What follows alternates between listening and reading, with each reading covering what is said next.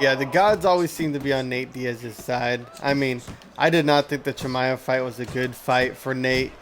We've seen the Diaz brothers fight like high-level wrestlers many times, and it never seems to work out for them. They could very well just be held down. Like, as long as they take the Diaz brothers down and don't try to grapple with them and just hold them in place and maybe land like small little punches. Yeah. GSP did it versus Nick Diaz, kind of just held him down, controlled him. We've seen Benson Henderson do it to Nate Diaz in his championship fight. So that's why I didn't want to see the Khamzat Chimaev and Nate Diaz fight, just because, I mean, I think Nate Diaz could beat anyone. To be honest, he just has that style. Like, I never count Diaz brothers out, but it just wasn't a good match for him. Let's say that. And the UFC knew it. It was Nate Diaz's last fight on his contract, and they wanted him to look bad on his way out and like plummet his value, because the UFC knew that Nate was a fan favorite, and they got away with not paying the Diaz brothers very well at all. When he fought Michael Johnson, I think Nate Diaz's pay was 20 and 20, 20,000 show, 20,000 to win, which is terrible. Terrible. And he was a huge star at that point. He won the Ultimate Fighter. He's Nick's brother. Nick was a fan favorite, and I believe he's already fought for the belt, and that's what he was getting paid, like rookie beginner numbers, and it's awful.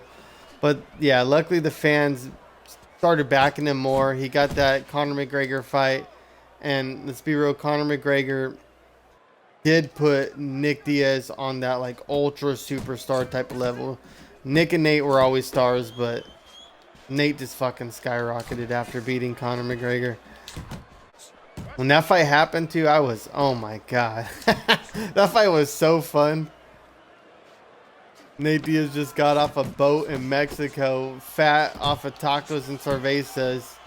Goes out there, outboxes Conor McGregor, who is known to be like a freaking killer striker at the time. Just smoked Jose Aldo, who was on like a freaking 20 win streak. Like, yeah, Conor was big, supersonic at that point, and Nate Diaz goes out there as a fighter's fighter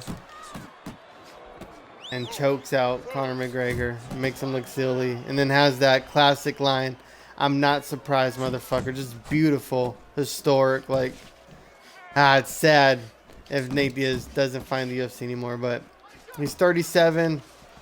He'll probably go fight Jake Paul or something like that. I think I heard something about him and Mike Perry too. Yeah, we'll see.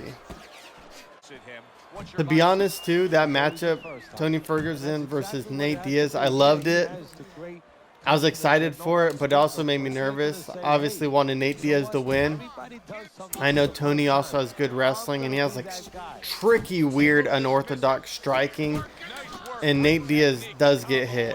He does get hit, especially if you're coming from weird angles. So I was very nervous about that. But he looked good, especially for only doing wrestling training leading up for a wrestler. You know what I mean? He did really good. But like Tony Ferguson said after, he messed up. His coaches told him to shoot leading into the fourth, I believe, and he did. And Nate was training for a wrestler, and he caught him in that guillotine, and it was over from there. And I was happy to see Nate Diaz strike a Eddie Bravo black belt in jiu-jitsu, or stop a Eddie Bravo black belt in jiu-jitsu. I mean, that's just really cool in my opinion for Nate Diaz, who has great jiu-jitsu, who's a Gracie black belt, tapping Eddie Bravo black belt in jiu-jitsu. I mean, if you're into the BJJ community, you know the history between Bravo and the Gracies, and it's just cool to see the rivalry stay alive in a sense.